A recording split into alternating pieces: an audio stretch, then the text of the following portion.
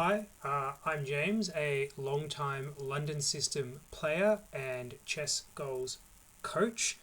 This is a preview video from my upcoming and latest course, London System 2, Modern Theory and Practical Middle Games. The course builds on the existing ChessGoals London System course, providing an additional 100 lines of modern cutting-edge theory and 20 annotated Grandmaster games to reinforce the learnings from the 9 chapters, as well as guide you how to convert a small opening advantage into a winning middle and endgame. What follows today is 2 games from the London System FFL himself, Kamsky.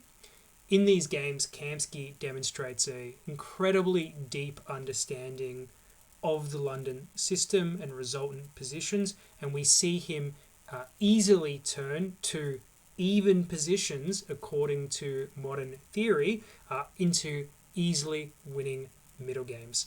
I hope you enjoy. Thank you. So, welcome to Chapter 5. No theory in this chapter. It's all about illustrative games, but we're going to be focusing on an absolutely critical position in the modern London, and a position that's quite likely to arise over the board in your games against stronger opponents. So we'll quickly get to the critical position. And this is a feature of the ChessGoals course. We get here, and the point is that after a couple more moves, there we go, we've now transposed into the course. So Queen C2, Bishop F5. We can't take because of Queen takes B2, so Queen C1, and this will be the starting position that we arrive at from the course. This is an absolutely critical position. It's dead even according to the engine, so it's one of these positions we want to be more familiar with than our opponent and know some of the ideas. Now, I've picked out a bit of a classic game. It's quite old. It's Kamsky versus Gelfand. In our next 2 example games, we'll look at some more modern attempts for black. But I really want to show you this game because it really highlights a simple and effective plan for white that gives you, I think, a good understanding of what these positions are all about. So, the long-term plan for black is to organize b5, b4, and take on c3, when after b takes c3, we're going to have a weak pawn on c3 that black can possibly attack. That's black's long-term plan. Our long-term plan is usually to get this e4 pawn break in, when we would like to play e takes d5, when e takes d5 leaves a weak pawn on d5 that we would like to attack. So, long story short, black is trying to create a weakness on c3, we're trying to create a weakness on d5. We'll see how we get there, and you'll see that it all makes sense in the near future. So after Queen c1, by far the main move is e6. We'll look at some other, I think, more critical tries in the subsequent games. Here, Kamsky played h3, and at the time that was considered the best move. Sort of modern analysis really shows you can just play knight bd2 here. You don't need to preserve the bishop, and we'll see why in our other 2 example games. Because our main focus is actually achieving this e4 pawn break, we don't need the bishop on f4 to do that. And indeed, if black wants to spend time capturing this bishop with a knight move, it actually makes e4 easier to achieve because this knight is actually assisting black to defend e4. So we're not worried about preserving this bishop, but in the game, Kamsky did play h3. So h6, black would like to preserve their own bishop. Knight bd2. Phase 1 of all of these games is going to be the same. We need to get our minor pieces to the right squares, get castled, and then phase 2 will be prepare e4. So knight bd2 makes sense, And it's a developing move, but it's important to note this knight is starting to fight for the e4 square. We've got a long way to go before we can play e4, but that is our plan. Queen d8. Usually black plays something like bishop e7 or bishop d6, but at some point they're going to play queen d8, and the point of queen d8 is now the b pawn can advance, and they want to go b5, b4. So Gelfand plays it now, certainly nothing wrong with that. Both sides continue developing, and here Kamsky plays rook e1. Again, as mentioned, our plan is to organize this e4 pawn break, and we're going to see that he does that by playing now knight e5 and bishop f3, at which point we will be able to play e4. Wanting to prevent that, and this is where Gelfand goes really wrong, Gelfand decides, well, I can't stop e4, so I might as well put my knight on e4 and make it as difficult as possible. And you might see this in one of your games, but it's a pretty big inaccuracy, and Kamsky punishes it perfectly. That's why I wanted to demonstrate this game. More popular is actually just b5, when, as mentioned, you can continue with knight e5, bishop f3, and e4, and you want to take on d5, creating that weakness. And that's just a very comfortable position for white, but good chances for both sides. Certainly white is not worse. Gelfand, however, played knight e4, wanting to occupy the e4 square. However, this allowed knight takes e4, bishop takes e4. It's important to note that after d takes e4 and knight d2, there's going to be problems with these pawns. This c pawn, for example, is already attacked twice by our two minor pieces, and while it can be defended, that can be undermined quite easily. So there's going to be problems with these pawns. So bishop takes e4 makes sense, but now, critically, knight d2, incidentally threatening knight takes e4, d takes e4, and then bishop takes on c4, forcing the bishop to move, which it does. Bishop f3, and the difference is we've done all the moves we need to play. Well, Kamsky, I should say, has played all the moves he needs to play e4, but we got rid of a superfluous knight. So normally the knight on f3 needs to come into e5 and trade so that we can play bishop f3, but here Gelfand's inaccuracy has allowed Kamsky to get rid of that knight and achieve this position where e4 will be played on the next move, a move early. So black is nowhere near playing b5, b4, but Kamsky is ready to play e4 on the next move. So advantage Kamsky. The position should be even, but we'll see Kamsky's already got a big initiative. And this is how you want to be playing these positions.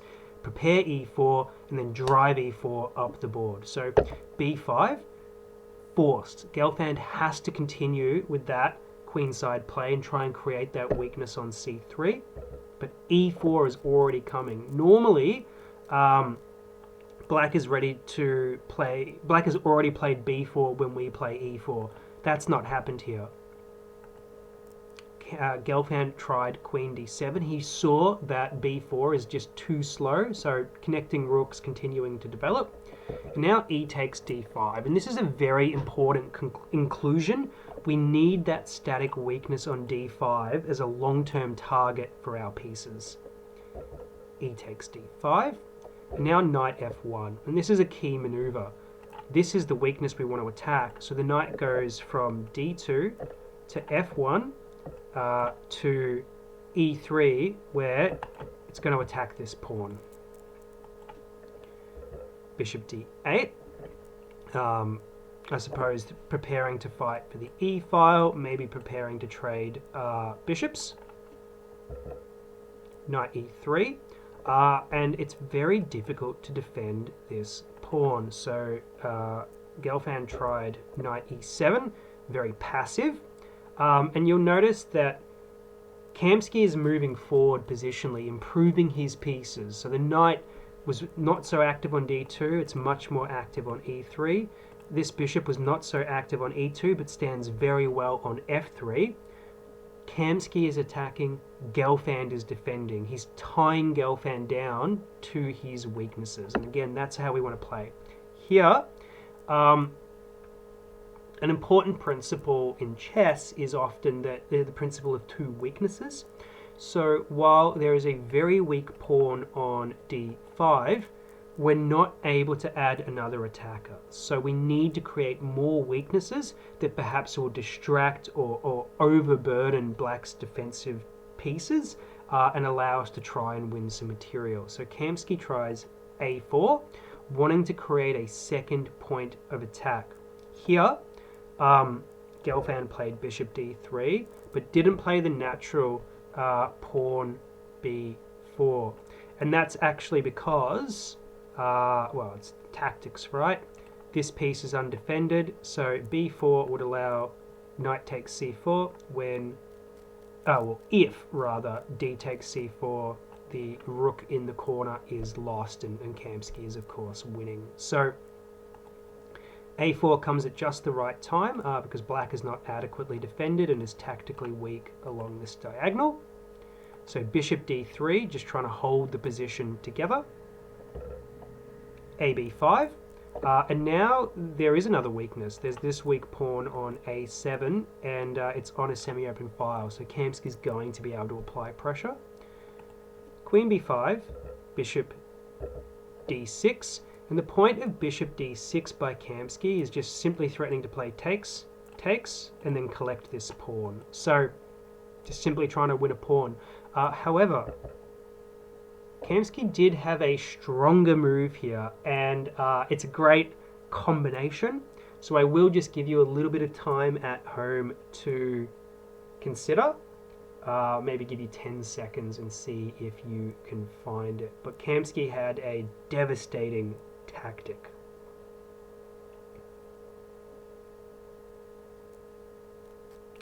Alright, well, if you found it, definitely playing a little bit better than Kamsky, and if you didn't find it, enjoy the fireworks. So there was the amazing knight takes d5, when after knight takes d5, obviously queen takes d5 is not possible because the knight is defended by the bishop.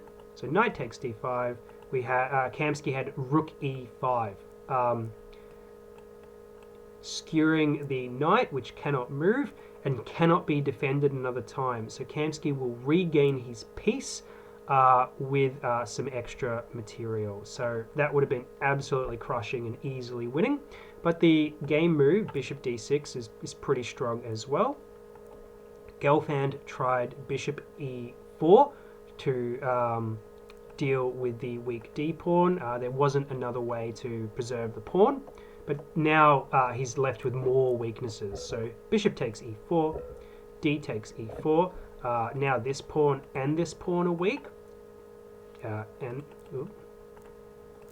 this pawn is weak. And so Kamsky continued to improve. Queen c2, connecting the rooks and just threatening to take this pawn.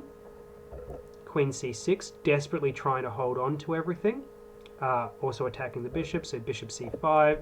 Now this pawn is attacked twice. Rook e8 was tried.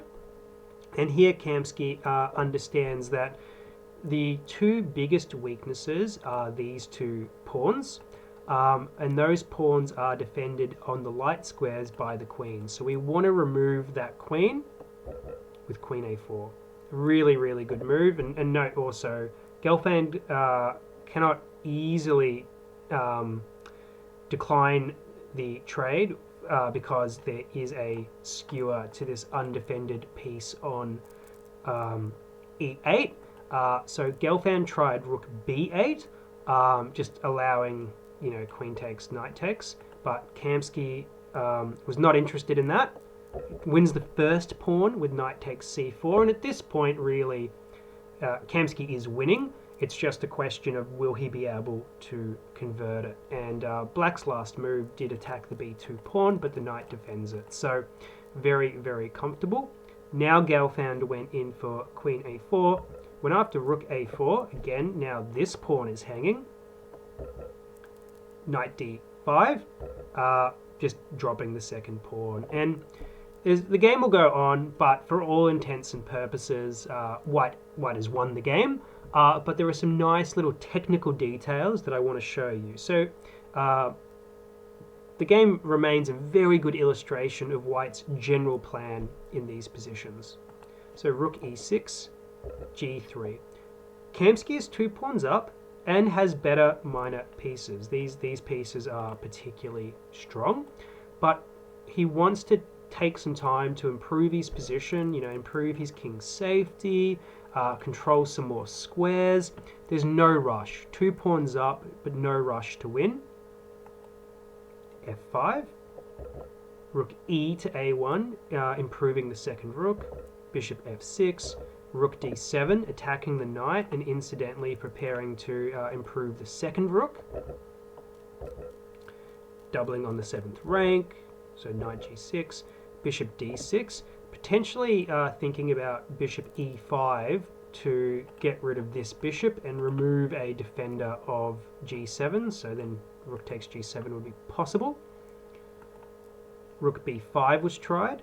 And here Kamsky just said, oh yeah, I'm actually up a bunch of material, I can just start trading. So rook a, b7, any king and pawn ending will be completely lost. Rook b7, h5, desperately trying for some counterplay.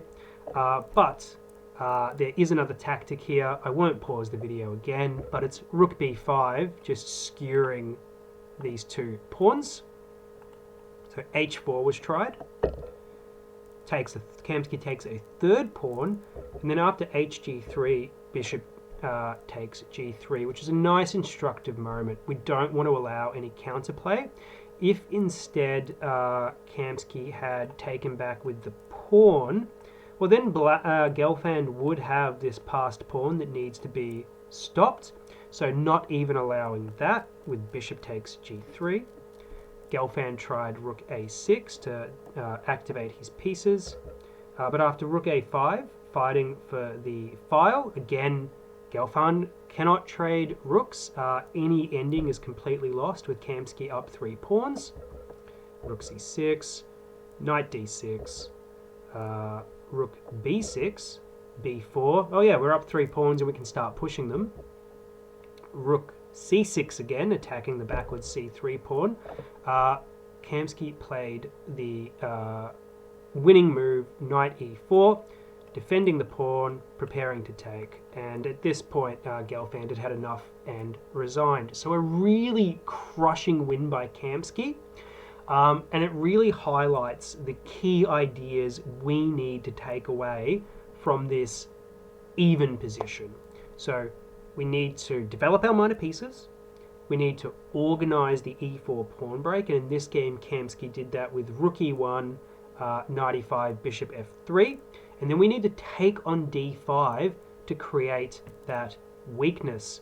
Once the weakness is present on d5, we saw how Kamsky followed up to increase the pressure. So really in a position like this, we've just taken on d5 and created a weakness. We saw this knight f1, knight e3 maneuver to pile on more pressure. And we also saw the importance of this a4 move to create more weaknesses on the queen side. So a fantastic illustrative game from Kamsky. And we'll look at some more critical tries from black in our next 2 videos. Thank you. Hello, in this game we have one of the most famous games in the entirety of the London system. It's a special treat. It is Kamsky Goganov from the Aeroflot Open Group A in 2016. So, let's begin. We'll get to our critical position via another move order. And so we have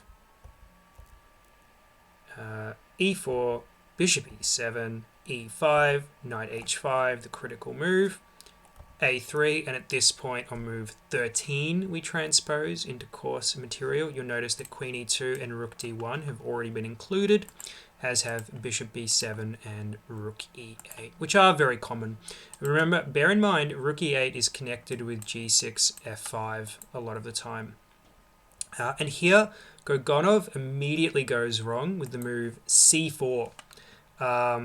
And we've seen that sometimes the very fast c4 works, but that's with the bishop on c8 and the rook on f8, so that black can immediately continue with b5, b4 and break through. Here, white has already managed to include queen e2 and rook d1, so Kamsky can play bishop b1. And now black's counterplay is just going to be too slow, and we'll really see that illustrated in this game.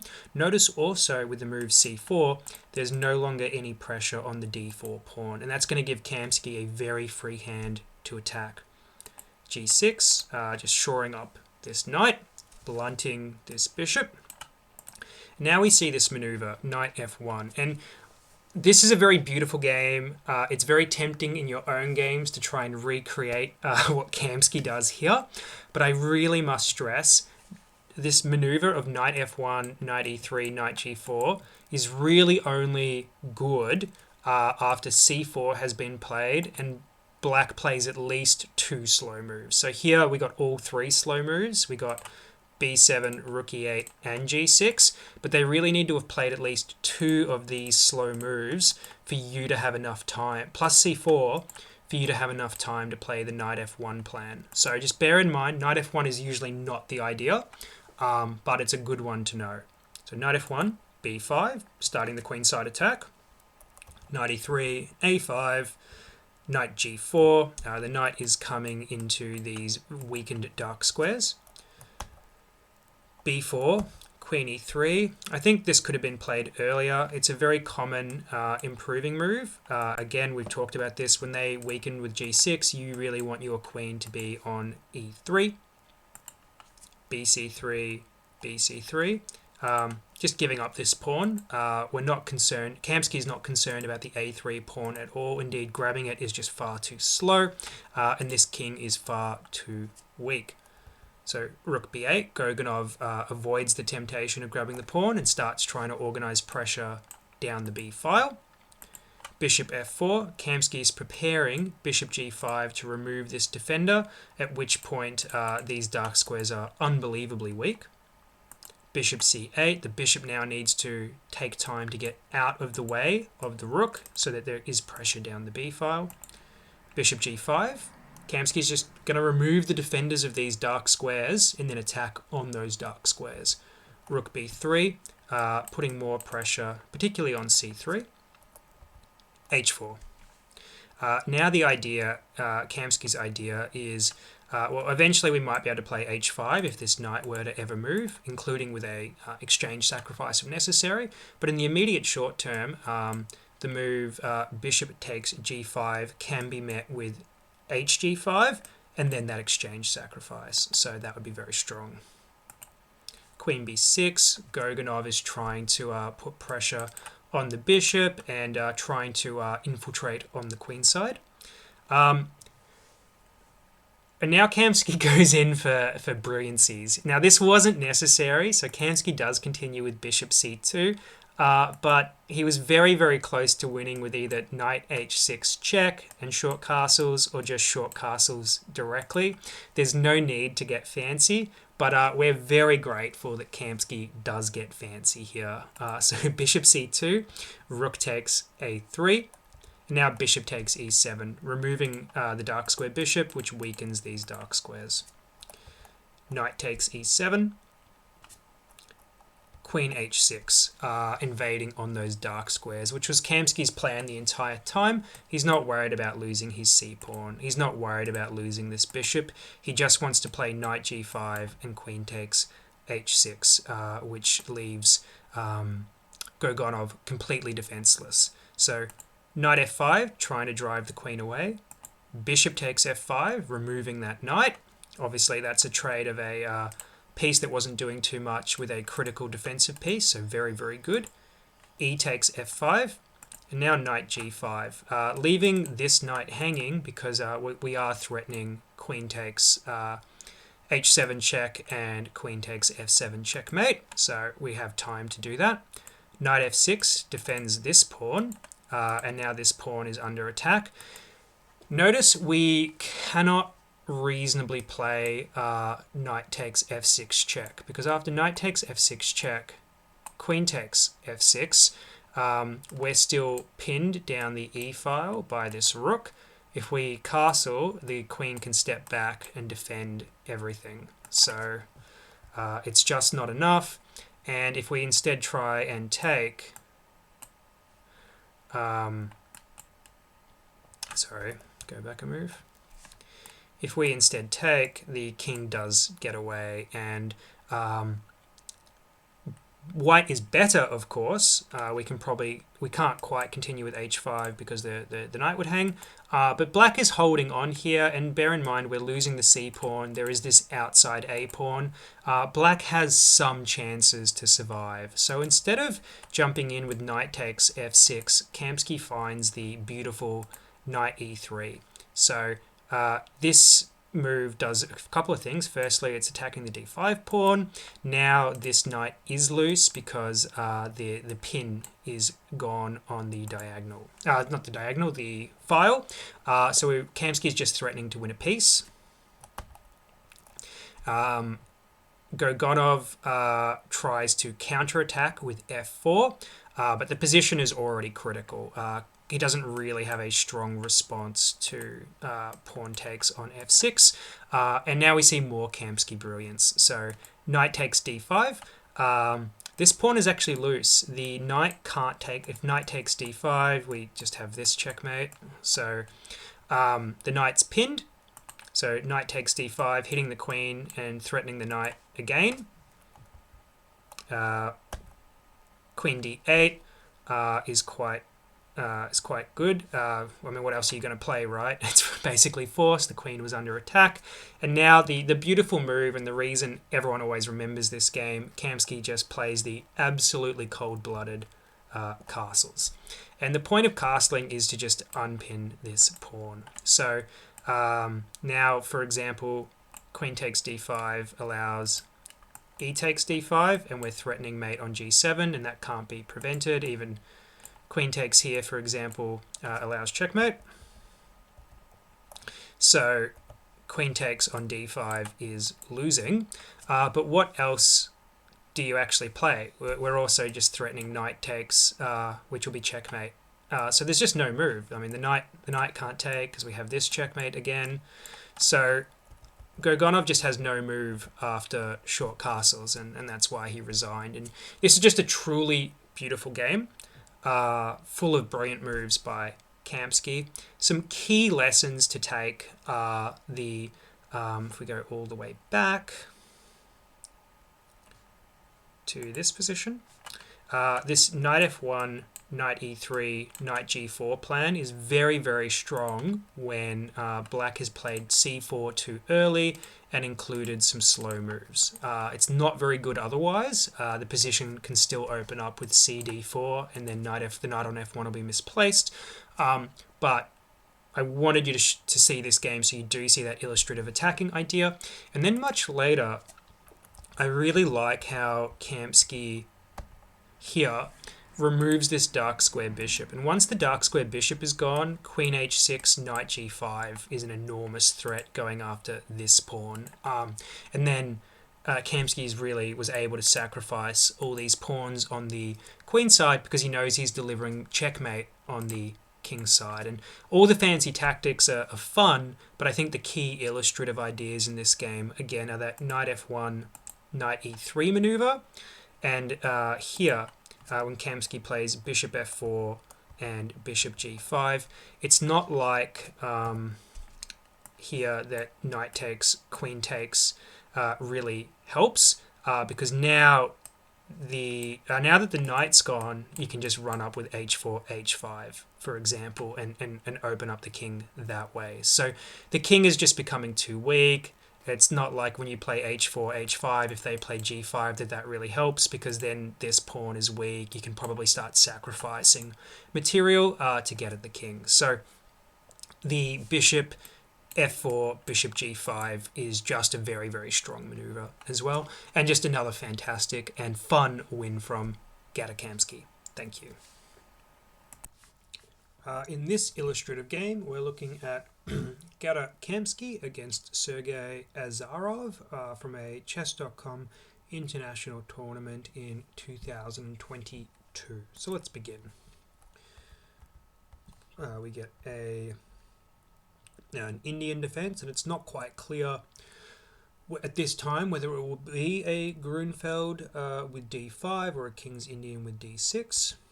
Here Kamsky continues with knight d2, but I promise you we will transpose into course material very soon.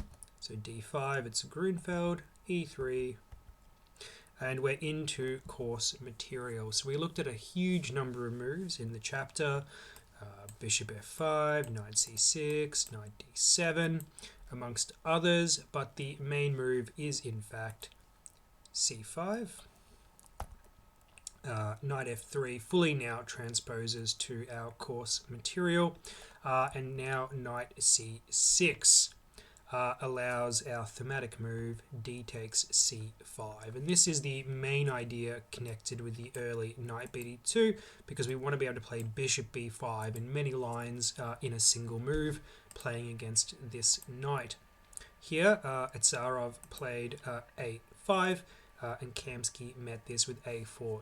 We don't cover this position in any real detail in the chapter, and that's because play now will inevitably resemble another line from the chapter, just with the moves a5 and a4 inserted. It is important to always meet a5 with a4, and I just want to highlight these two squares are now very weak and controlled by pawns, so that's primarily where we're going to start trying to play. Azarov tried bishop f5, Kamsky just preparing short castle. Remove that active knight, thank you very much. We do have a redundant knight on d2, so trading off one set of knights, quite nice. Short castles, and now e5. And once you have played d takes c5, you are giving up some control of the e5 square because you don't have a pawn on d4 fighting for that square. So Black's main way to get any compensation for the missing pawn is this e5 pawn and establishing a powerful pawn duo in the middle. And so now Kamsky will start playing against those pawns. Bishop g5 is consistent with our chapter recommendations where we can. This is a nice active way to improve the bishop without losing time. So f6, bishop h4. This has the effect of weakening this king and weakening this diagonal. So we'll see the importance of that later. Queen e7, knight d2, just improving the knight. It didn't have any good forward squares anyway. And here Azarov played queen takes c5, which probably is not the right idea. It does get back the missing pawn, but really damages Black's pawn structure and does leave Black with a pretty bad minor piece on g7. So knight takes e4, d takes e4, queen b3 check, which could win this pawn if you really wanted to. I don't think it's necessary. King h8. And now, rather than grabbing the pawn, this weak pawn is not going anywhere, and Kamsky's not opposed to letting Black keep the pawn but spend time to defend it. Kamsky just keeps improving his pieces with rook fd1. These pawn weaknesses are not going anywhere, and it's very likely Kamsky will win one of them later. Azarov tried g5, and now f5 to secure this pawn. This is fairly intimidating, but all these pawns being pushed so far up the board do leave, this king very weak. Kamsky tried rook d5, just piling on this pawn, I guess attacking this pawn. This pawn still attacked, forcing the queen to move. Queen e7, and now rook ad1, and now we're threatening to come onto the 7th rank. And once the rooks come onto the 7th rank, these squares could become big problems and there could be big weaknesses for Black. So the point is, Kamsky is not rushing to win pawns. He's trying to instead activate all of his pieces as much as possible and draw black forward, which only weakens black's king, creating more weak squares. The difference in piece coordination and piece quality is very obvious. This bishop, not so good. This rook, not so good. This rook, not so good. This knight, not so good. Very good, very good, very good. Pretty good. This bishop could use some help, but otherwise everything else is thriving. So rook a d8, fighting for the d file. Here Kamsky played king h1, which is a very cautious move and probably not necessary. Just simply rook takes d8, rook takes d8, rook takes d8 is enough for a pretty big advantage, but Kamsky didn't play it, so king h1, rook takes d5, queen takes d5, and the point is now that there's quite a bit of pressure in all directions, and Kamsky just has a very strong queen. Just thinking about rook d8, I guess just come to b5, I suppose. Yeah, just come to b5. So f4 was tried, bishop h2, and now f3. And black's playing for activity since a lot of these pawns are going to be lost, this one in particular. So g takes f3, e takes f3, bishop takes f3. Kamsky's king is a little weaker than it was before, but still overall very safe. Although it would have been better on g1, where I can defend the f2 pawn, of course. So Kamsky's now a pawn up. He has the bishop pair, and he has domination of the d file. So things are going well. Queen f6 was tried, ganging up on the bishop. So king g2. Just defending. We don't want to move the bishop. We want to keep control of these light squares. h5, trying to open up the king even more. So queen e4, just controlling the g4 square and preventing g4, which would open the king. So in desperation, he's significantly worse here. Azarov did try g4 anyway, so hg4, and now knight e7, bringing the knight around. Kamsky played g3, and the point is now the rook's going to come to h1, and this king is in enormous trouble. So h4, and bishop takes h4, and in this position Azarov resigned, the point being that queen takes h4 does run into rook h1, winning the queen on the h file. So Kamsky's up 3 pawns with a much better position and close to complete domination. So 2 strong grandmasters, obviously one a little stronger than the other, but the game well demonstrates many ideas connected to an early knight bd2 and d takes c5. By grabbing and holding onto the pawn to maintain equality, black needs to play very actively and fairly take on a lot of risk, because otherwise, if the position just simplifies, they will just be down a pawn.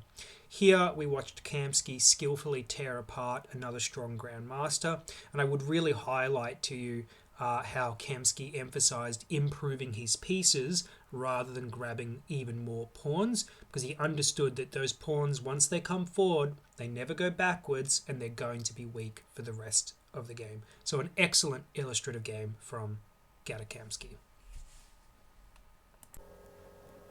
Welcome to our second illustrative game in Chapter 5, and here we have another clash of heavyweights with Kamsky against Gukesh from 2022 in Beale. So this is our critical position, the starting point of our analysis, but we'll have a quick look at how we got here. So all very standard, and Kamsky actually uses the ChessGoals move order with the early c3, so knight c6, e3, queen b6 attacking b2, queen b3, c4, queen c2. We must defend the b2 square. Bishop f5 we cannot take because of queen takes b2, and queen c1. So we saw in our prior game Kamsky Gelfand. Gelfand went with the natural e6, which is the most common move in the position. But the critical modern try is 8 knight h5. And the point is just getting the bishop pair. And we're not too worried about that, but we also can't stop it. But we don't want to let black take on f4. So bishop g3, knight takes g3, hg3, and h6. And this is the second part of black's idea. They have the bishop pair, and they would like to preserve the bishop. They don't want to deal with e6 and knight h4, for example. So we're going to go after still the same plan, still the same idea, the e4 pawn break.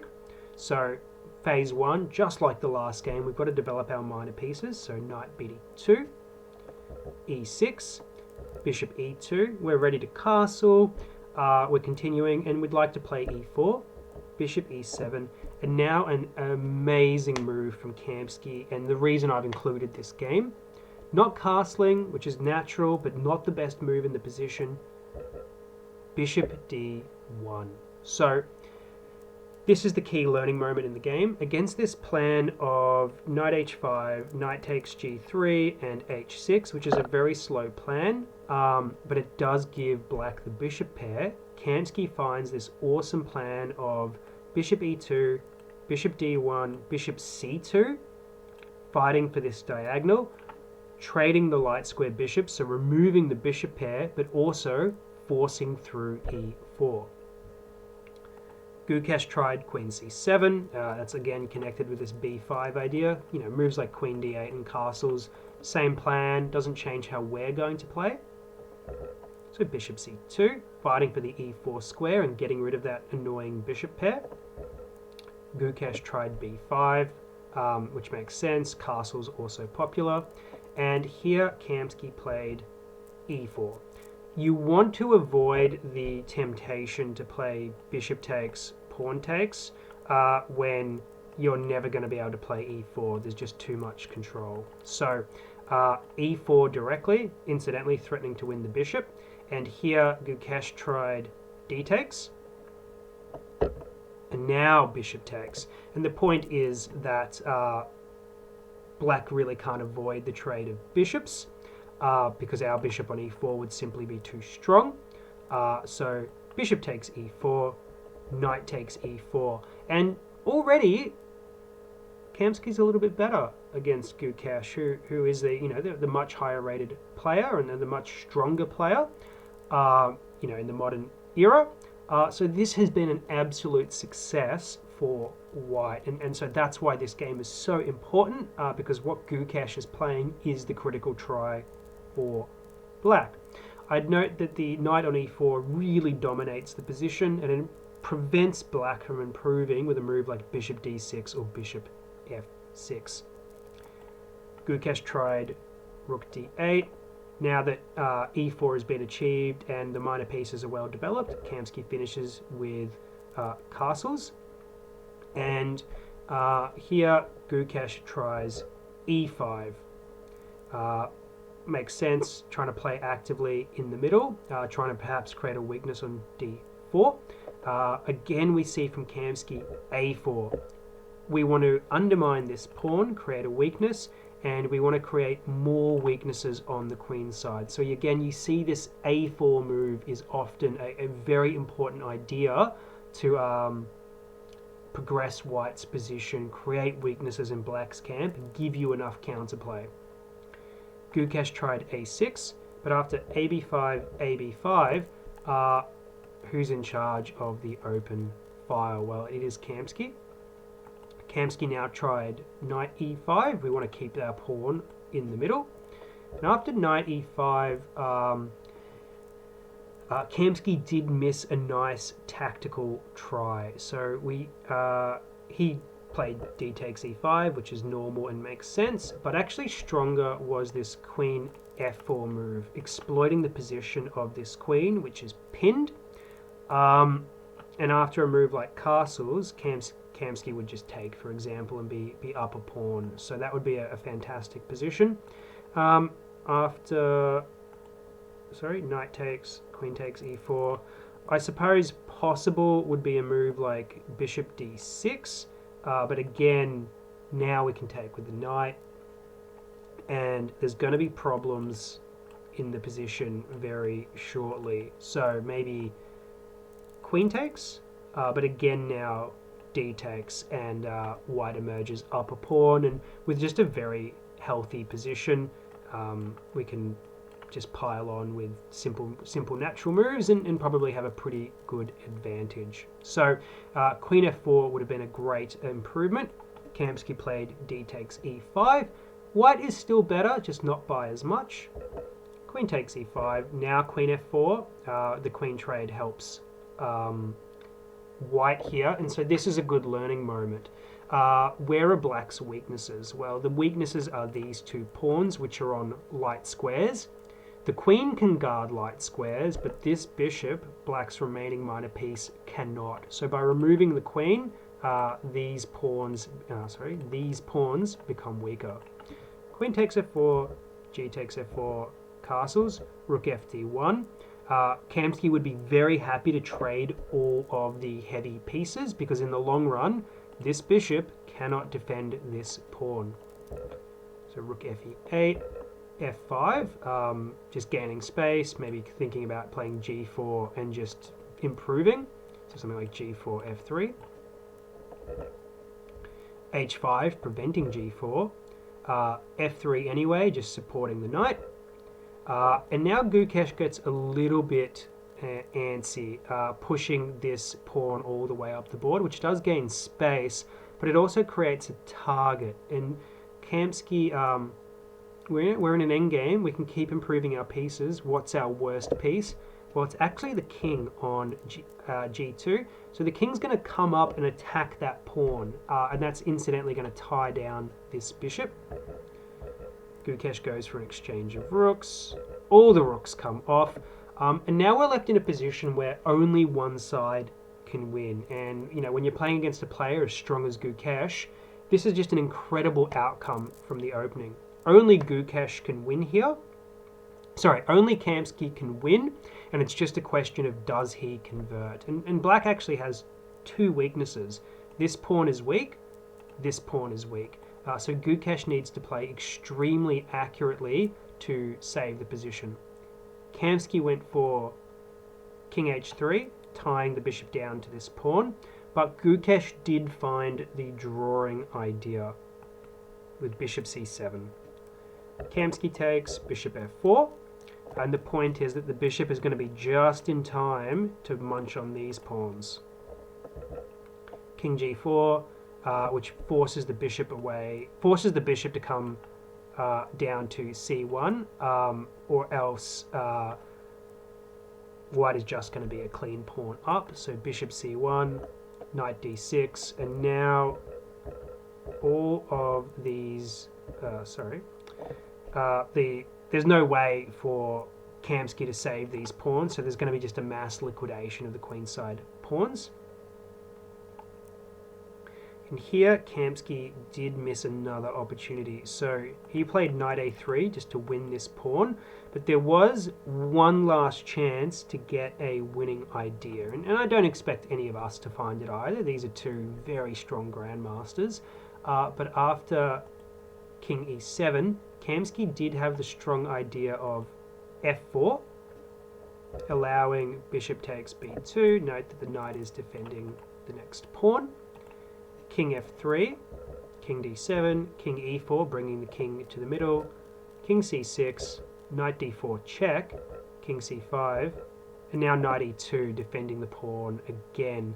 And white is very close to winning by force here, because the bishop is a little bit blocked out of the game, and these pawns can start advancing. So this would have given Kamsky some winning chances, although according to the engine and with best play, black still does hold here.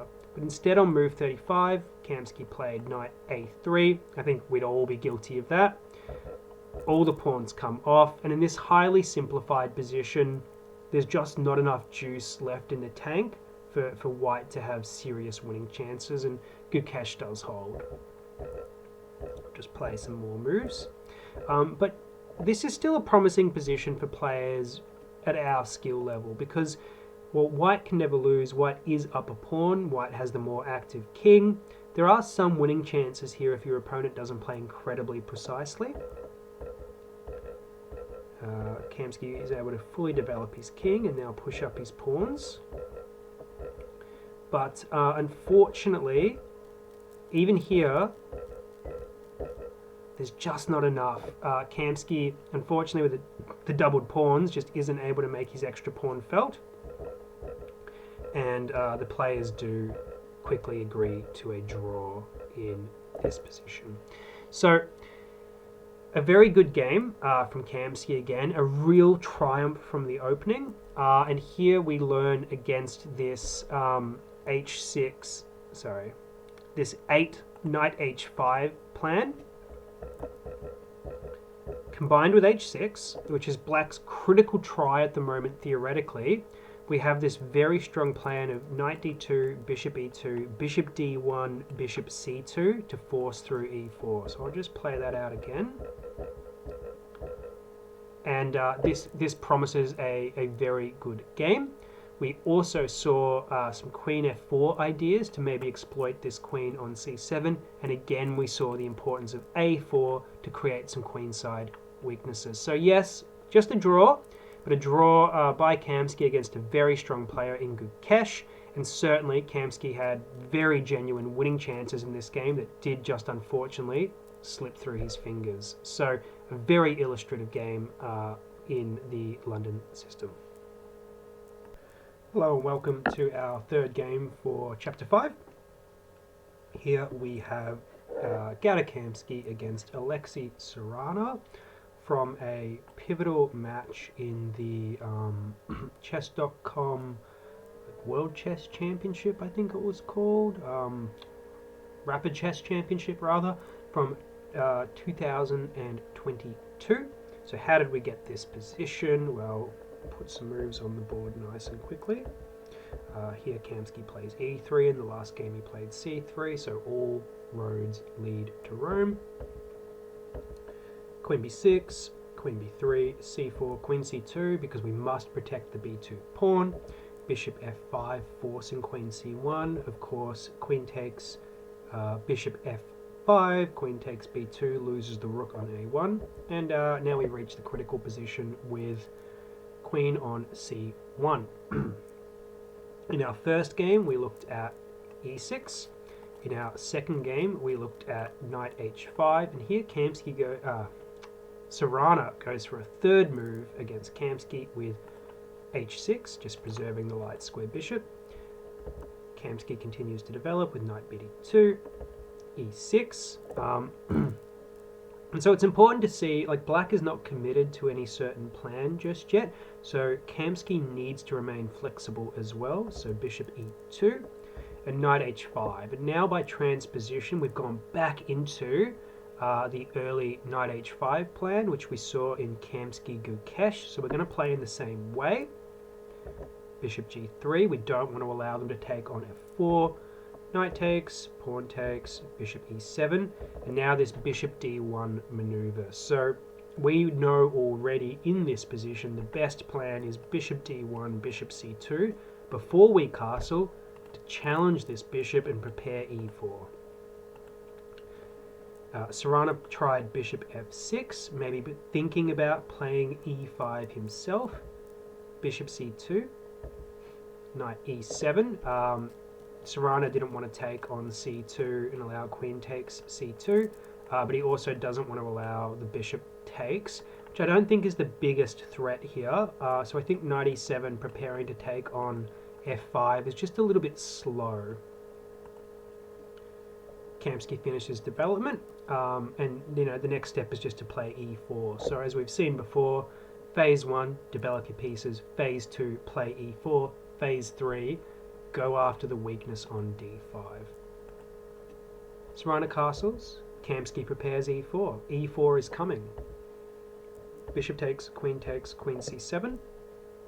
And at this point, Kamsky could play e4, but the point of black's last move, queen c7, was to play this b5 move and prepare b4. And so Kamsky finds himself in a very unusual position where we can actually stop black's plan. And this is because Sarana has played all these weird slow moves.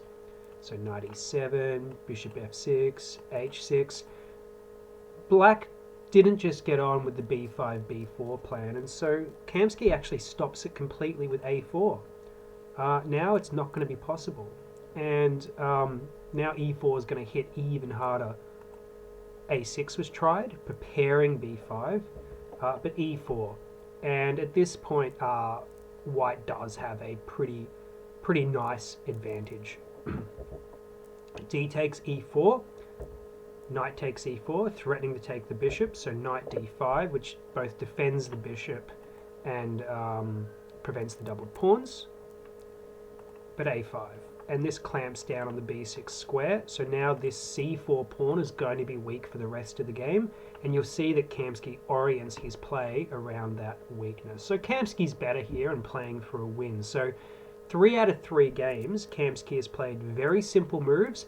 Black has played how black is meant to play, and Kamsky's playing for the win with little risk. So really simple but instructive play from Gata Kamsky. What else would you expect from the FFL himself? Rook fc8, rook a4. The weakest pawn on the board is this c4 pawn, so Kamsky just starts ganging up on that pawn. b5 was tried to reinforce the pawn. Of course, ab6 was played, preventing the pawn chain from being formed.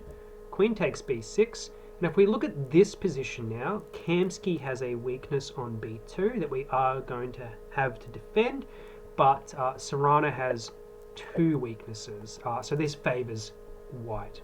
Also, this bishop a little bit awkward, this knight very, very good. So, decent advantage for Kamsky. Rook e to a1, piling up on this pawn, improving our worst piece.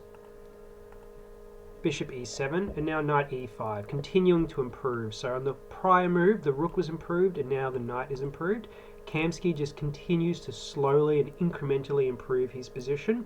The knight coming to e5 also gangs up on c4 even more. So, tremendous position for Kamsky. Queen b5, reinforcing control of c4, defending it, but now rook a5, improving the rook and driving the queen away. Queen b7, knight d2, just adding another attacker to this pawn, which at this point cannot be defended. A small improvement, though, would have actually been Queen e2 to add the attacker, and then preparing knight d2 on the next move. As played, Kamsky doesn't have the option of Queen e2 anymore, so can't add that further attacker. Sarana played Queen b6, knight b6 rather, and you'll see that there are 2 pieces defending c4 and 2 pieces attacking, so Queen e2 would have been very nice. Queen e4, just trading off the queens. The queen on c2 isn't very good, it couldn't come to e2, but it could come to e2 on the next move if Sarana doesn't trade. Sarana declines the trade of queens with knight d5, but this does require sacrificing a pawn, which Kamsky accepts, and again we see this idea of knight takes on c4 defending on b2, and the knights actually defend each other very nicely. Sarana tries bishop g5, and the idea is just very simple. If we play a blank move, like so, there is bishop takes, knight takes, and then queen takes on b2 with a very good position for black, so that can't be allowed. So after bishop g5, Kamsky really just needed to play a simple move like rook 1a2 to defend the b2 pawn and allow bishop takes. I guess queen d3 might have been possible as well. But instead, he goes for the more complicated knight d6. And I don't think these complications were necessary. This is a very strong move, but the position starts to get complicated, and there are chances for both sides, whereas with the simple consolidating move, rook 1a2, it's only Kamsky that's playing for a win. So an important lesson in these sort of positions is we always want to reduce our opponent's counterplay. So knight d6, winning the exchange, but giving up this pawn, and now this piece is attacked twice. Knight c4 was Kamsky's idea, but queen takes c3, and black is temporarily up some material. Kamsky grabs the exchange.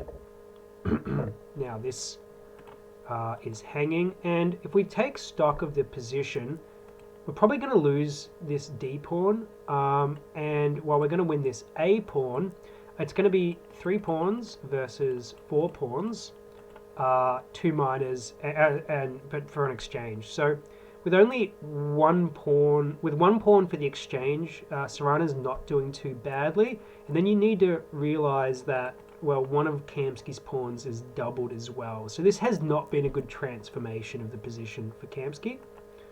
Knight d6, going after the rook, of course. Rook d8. Knight b7, continuing to improve with tempo. Rook b8, knight c5.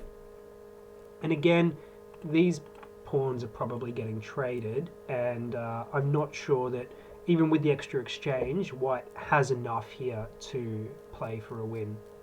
So bishop f6, going after this pawn.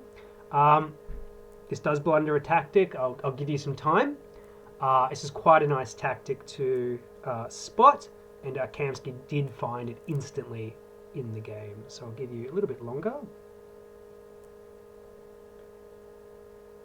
It was, drumroll please, knight takes e6. And the point is that after f takes e6, queen takes e6 check, this knight is hanging, and Kamsky has just won quite a bit of material. So bishop f6 was a blunder, and it gives Kamsky excellent winning chances.